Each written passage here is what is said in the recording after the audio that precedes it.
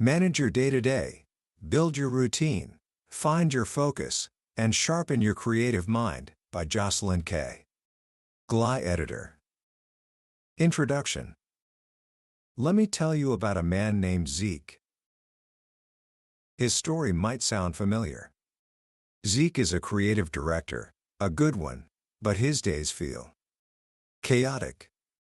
His alarm goes off at 5:30 in the morning, and before his feet even touch the floor, his hand is reaching for his phone on the nightstand. He tells himself he's just checking for emergencies, but the truth is, he can't resist the pull of the inbox. His workday is a blur of back-to-back meetings, with no time to breathe or think in between. Lunch is something he squeezes in at his desk while answering emails. And by the time the afternoon hits, that familiar wave of exhaustion washes over him. He knows he should be tackling the big, important, creative work, the work that actually matters, but he just doesn't have the energy. So he puts it off. Maybe tomorrow, he tells himself. But tomorrow just brings another flood of emails, another string of meetings, another day spent reacting to everyone else's priorities. Does any of this feel familiar? That constant, low-level anxiety of an overflowing inbox?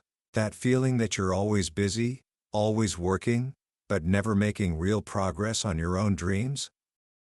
If it does, you're not alone. We're living in what Scott Belsky, the founder of Behance, calls the era of reactionary workflow. We've become masters of pecking away at the endless stream of emails, messages, and alerts that demand our attention. We live our lives trying to stay afloat, reacting to what comes to us instead of being proactive about what matters most to us. The book we're exploring today, Manage Your Day-to-Day, edited by Jocelyn K. Glei, is a powerful guide to escaping that trap. It gathers wisdom from some of the most brilliant creative minds and productivity experts on the planet, people like Seth Godin, Gretchen Rubin, and Tony Schwartz, to give us a new playbook for a new era of work. This isn't about a one-size-fits-all system or a magic productivity app. It's about something much deeper. It's a roadmap for building a life where your best, most creative work isn't something you hope to get to someday, but something you do, consistently, every single day. By the end of our time together, you'll understand the simple, almost invisible habits that separate world-class creators from everyone else. You'll learn how to build a rock-solid routine that acts as a fortress for your focus, how to tame the digital tools that so often tame us, and how to sharpen your mind so that inspiration isn't something you wait for, but something you create. This is your guide to reclaiming your time, your focus, and your creative potential. Book summary. So, where do we begin? How do we start to push back against this tide of distraction? The first and most fundamental lesson from this collection of brilliant minds is this: you must build a fortress. A rock-solid daily routine. Because as Woody Allen once said, 80% of success is showing up. But the authors here would add that how, when, and where you show up makes all the difference. Think about it. We often believe that creative work relies on a lightning strike of inspiration. We wait for the right mood to hit us. But the greatest creative minds in history didn't wait. They built a framework for inspiration to find them.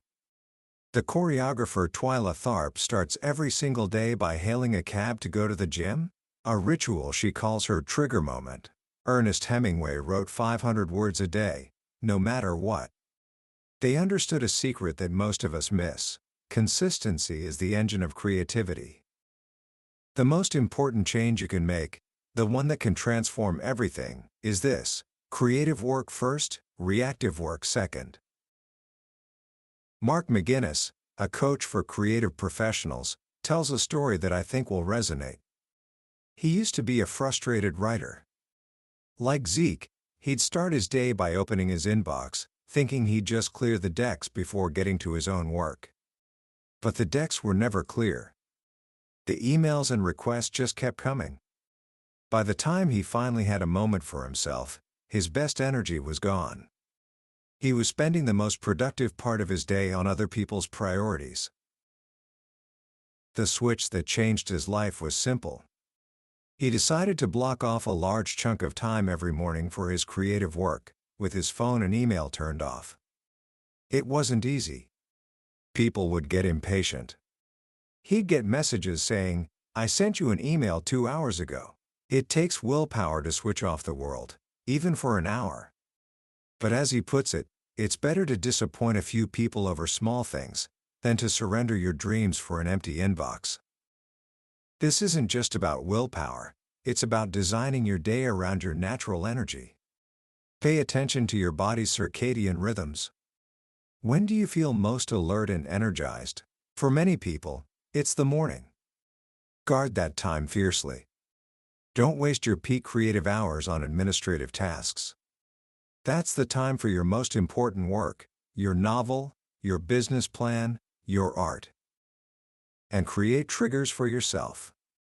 Stephen King has a ritual. He has a glass of water, sits in the same seat, arranges his papers in the same way, and puts on the same music every single morning. He says it's a way of telling his mind, "You're going to be dreaming soon." These little rituals train your brain to enter a state of focus.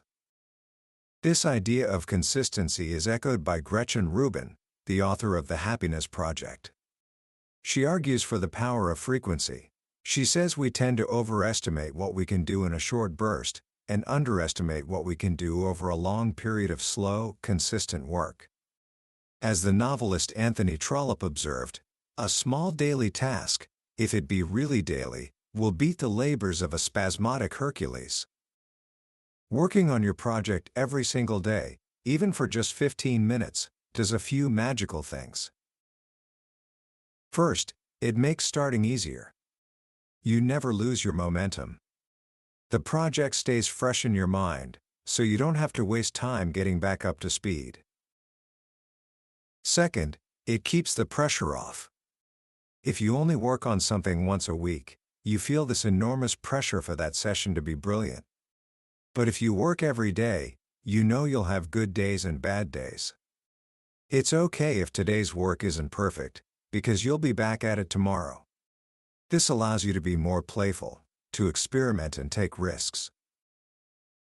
And finally, frequency sparks creativity. Inspiration isn't this mystical force that strikes from the heavens. It arises from a constant churn of ideas. When you're consistently engaged with your project, your mind is always working on it in the background. As Rubin says, when you work regularly, inspiration strikes regularly. But what if you don't feel like it?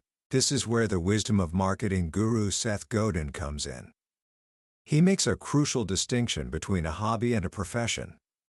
He says, lots and lots of people are creative when they feel like it, but you are only going to become a professional if you do it when you don't feel like it.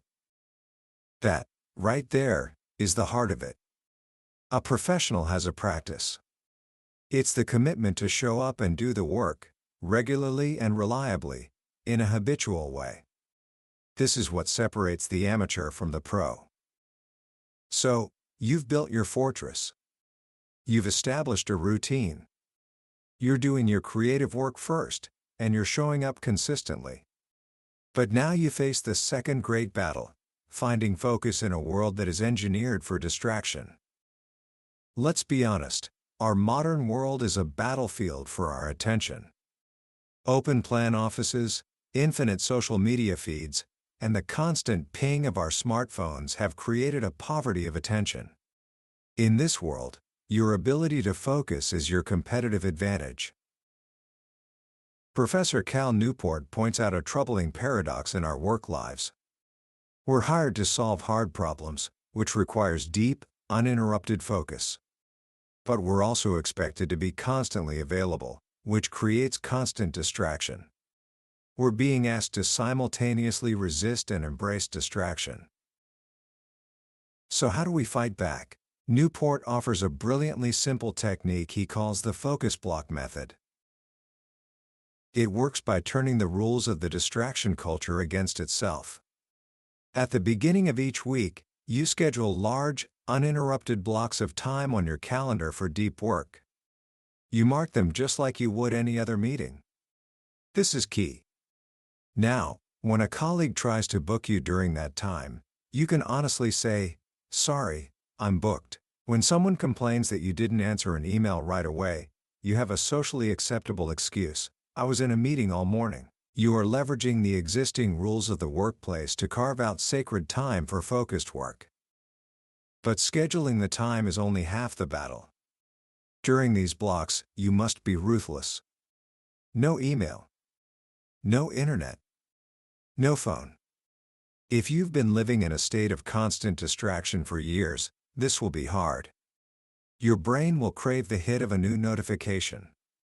Newport suggests starting small, maybe an hour at a time, and gradually working your way up. But the rule is absolute: never allow distraction during these blocks. This brings us to the myth of multitasking. We all think we can do it. We write an email while on a conference call, or scroll through Instagram while watching a movie. But as psychologist Christian Jarrett explains, the human brain can't truly multitask on complex activities. What we're actually doing is called task switching, flicking our attention back and forth rapidly. And it comes at a huge cost. Every time you switch, you lose focus and efficiency. Studies show that even having your email open in the background while you're trying to work takes a toll. Just the act of resisting the temptation to check it uses up mental energy, leaving you depleted. It's like trying to diet with a plate of fresh cookies sitting on your desk. Eventually, your willpower will break. The author Jonathan Franzen took this idea to an extreme when writing his novel Freedom.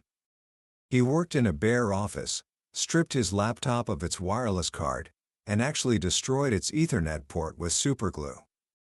It sounds crazy, but he understood a deep truth.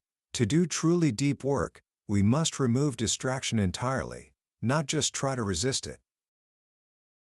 There's another hidden cost to task switching that psychologists call attentional residue. Have you ever tried to work on one project, then quickly switch to another? Even after you've moved on, a part of your brain is still thinking about the unfinished task from before. It's like a mental itch you can't scratch, and it drains your cognitive resources, making your performance on the new task worse. The lesson is to finish what you start, or at least reach a good stopping point, before moving on.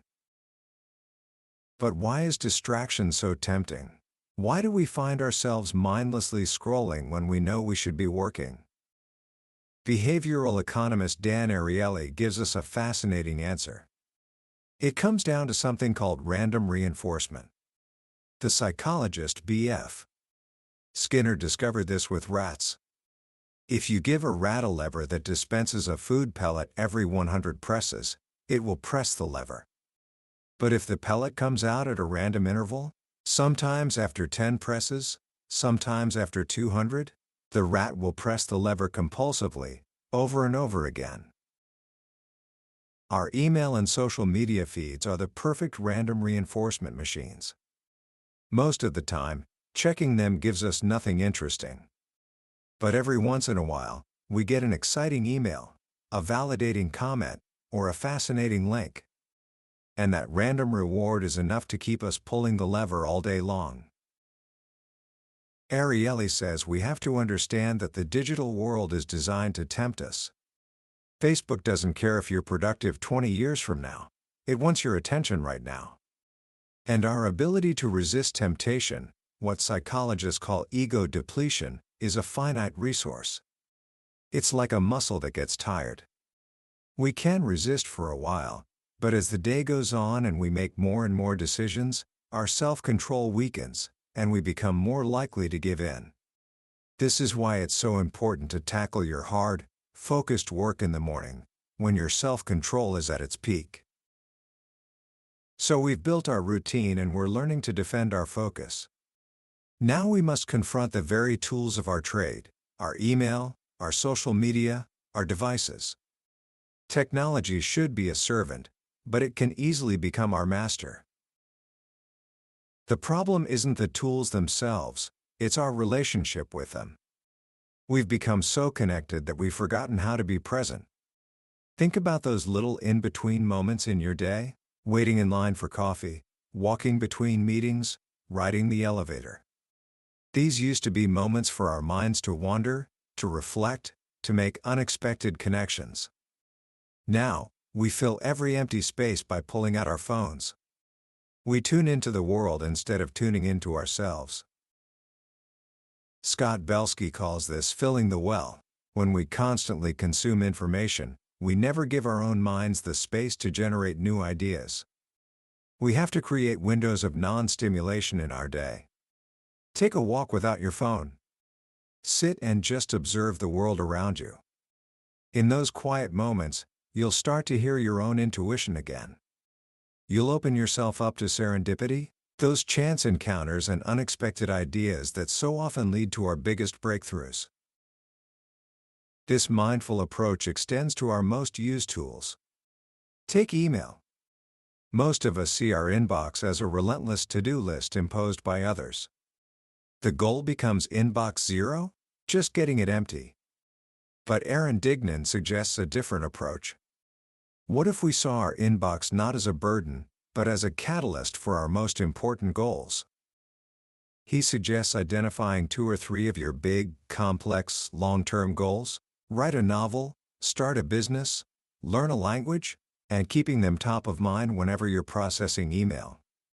Now, each message becomes an opportunity. Does this email contain a piece of information that could help you? Is the person writing it someone who could offer advice or a connection? By consciously connecting the dots between your daily communications and your long-term ambitions, your inbox transforms from a source of stress into a tool for progress. The same principle applies to social media. As Lori Deschene explains, we often log on mindlessly, out of boredom, procrastination, or a need for validation. We need to shift from being reactive to being proactive. Before you log on, ask yourself, what is my intention? Am I here to connect with a specific person, to learn something new? Or am I just avoiding the task I should be doing? By using these tools with intention, we can reap their benefits without becoming their slaves. But there's an even deeper, more physical connection to our devices that most of us are completely unaware of. Researcher Linda Stone discovered a phenomenon she calls screen apnea. She observed hundreds of people in front of screens and noticed that the vast majority of them were either holding their breath or breathing very shallowly, especially when dealing with email. Take a moment right now and notice your own breath. Are you breathing deeply and rhythmically, or is your breath short and tight? This seemingly small habit has a massive impact on our bodies. Shallow breathing triggers our sympathetic nervous system, our fight or flight response. Our heart rate increases, our body tenses up, and we enter a state of chronic, low-level stress. In this state, our brains are wired for impulsive and compulsive behavior. We overconsume everything: food, information, you name it. We are literally putting our bodies into a state of alarm just by checking our email. The solution is conscious computing. It's about learning to be embodied while we use technology. It's about remembering to take deep, diaphragmatic breaths. It's about maintaining good posture. These simple physical adjustments can quiet the fight or flight response, reduce stress, and allow us to think more clearly and creatively. Ultimately, taming our tools comes down to an act of self-respect. Designer James Victory puts it beautifully. He recalls an old joke book that said, "Real men don't have answering machines. If it's important, they'll call back." While it was meant as a joke, it hints at a level of self-respect that we've lost. We've been sold the false idea that being constantly available is a good thing. But when we jump to answer every email and every ping, we are choosing other people's priorities over our own. We are sacrificing the important for the urgent.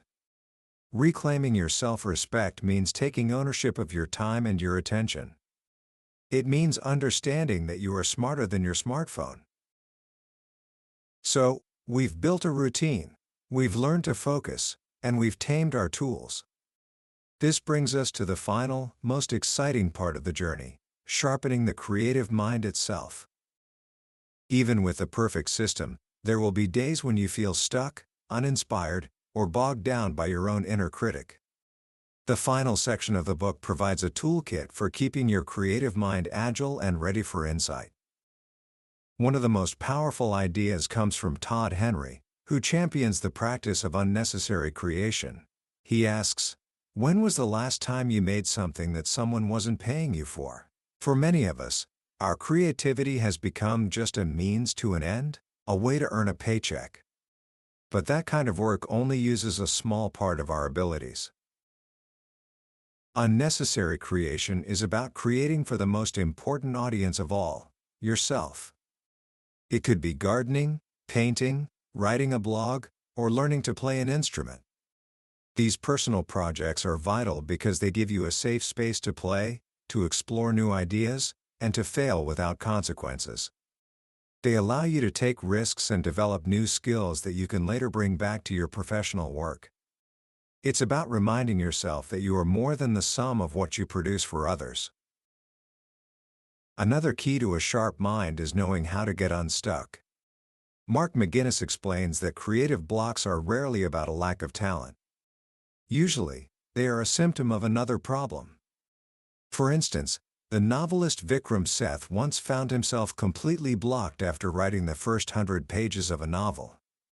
He realized the problem wasn't his writing ability, it was that he simply didn't know enough about the historical period he was writing about. Once he switched from writing to research, the story started to flow again, eventually becoming a 1,500-page masterpiece. The next time you feel stuck, don't doubt yourself. Instead, ask, what is the real problem here? Am I emotionally avoiding a difficult subject? Is my inspiration tank empty? Am I simply lacking a key piece of information? Sometimes, the best way to find a breakthrough is to actively introduce limitations. Designer Stefan Sagmeister talks about how any kind of constraint can be useful. It may seem counterintuitive, but a blank canvas with infinite possibilities can be paralyzing. A clear set of limitations puts your brain into problem-solving mode. George Harrison wrote "While My Guitar Gently Weeps" by deciding to base the song on the first words he saw upon opening a random book. Those words were "gently weeps." The constraint sparked the entire song. Finally, we must learn to let go of perfectionism. Elizabeth Grace Saunders gives a powerful framework for this. A perfectionist believes, "I can't start until the conditions are perfect." A pragmatist knows there will never be a perfect time and just gets started with what they can do now. A perfectionist obsesses over every tiny detail from the beginning. A pragmatist focuses on getting a rough, good enough version done, knowing they can circle back and refine it later. A perfectionist believes that finished means flawless. A pragmatist defines finished as meeting the core requirements, knowing that it can always be improved upon later. Ironically, perfectionism doesn't lead to perfect work, it often leads to no work at all, because the fear of imperfection is paralyzing. This entire journey of building a routine, finding focus, taming your tools, and sharpening your mind is not a one-time fix. It is a continuous practice. It's the path from being an amateur, who works only when inspired, to being a professional, who shows up every day and does the work. In the book's final essay, author Stephen Pressfield maps out this journey. Stage 1 is just being able to sit down and work for a single hour. Stage 2 is being able to do it again the next day, and the day after that. Stage 3 is crossing the finish line on a single project. But the true professional is someone who can do it again, and again, building a career. It's someone who can handle both success and failure, who keeps going no matter what is happening around them or inside them. A professional, Pressfield says, shows up every day. A professional plays hurt. And a professional gets younger and more innocent as they go on, because they surrender to the work itself. They are guided not by ego or the need for validation, but by the simple, profound joy of the creative process. Commentary. As we draw this journey to a close, what is the single, most powerful idea we can take away from Manage Your Day-to-Day? For me, it's the profound and deeply reassuring truth that our creative lives are not built on grand, heroic gestures. They are not defined by a single moment of blinding insight or a lucky break. They are built, quietly and patiently, brick by brick, in the small, seemingly insignificant choices we make every single day. The world wants you to believe that success is about the hustle, about being on 24/7, about responding instantly to every demand. This book offers a revolutionary alternative. It suggests that true productivity, true creativity, is born from quiet. It's born from the discipline of closing your inbox to write the first page of your novel. It's born from the courage to turn off your phone and take a walk to let your mind wander. It's born from the self-respect to say no to the urgent so that you can say yes to the important. The collection of voices in this book, the artists, the entrepreneurs, the psychologists, all point to the same conclusion. The battle for our best work is won or lost in the first few hours of the morning. It's won in the scheduled, uninterrupted blocks of time on our calendar. It's won in the conscious decision to breathe deeply while we sit at our screens. This isn't about becoming a productivity machine. It's about becoming more human. It's about aligning our daily actions with our deepest values and our most cherished dreams. It's about creating a life where we are the ones holding the reins, where we are the architects of our days, not just the responders to them. So, how can you begin to apply these lessons today, right now? Let's make it simple. First, try the first hour rule.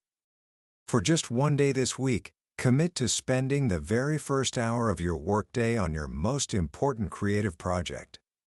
Before you check a single email or look at a single notification, give your best energy to your own work. See how it feels. Second, schedule a focus block. Open your calendar right now and schedule one 90-minute meeting with yourself.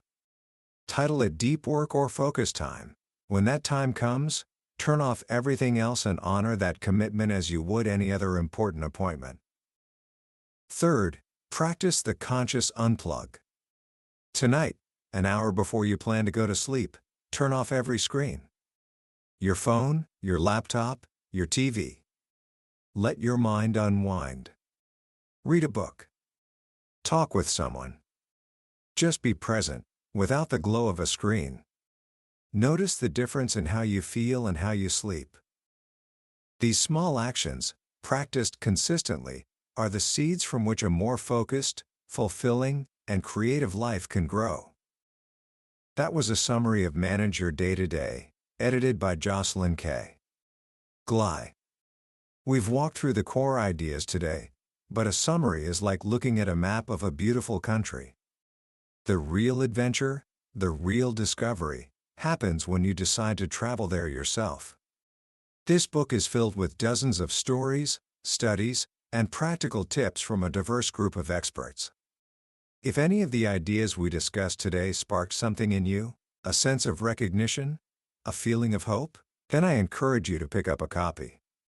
Reading it isn't just about learning new techniques, it's about fundamentally shifting your relationship with your work and, in doing so, changing the course of your creative life. You can find a link to the book in the description below. And if you found this summary helpful, it would mean the world to me if you would like this video and subscribe to the channel. That way, you won't miss our next deep dive into another life-changing book. Let's continue this journey of learning and growing, together.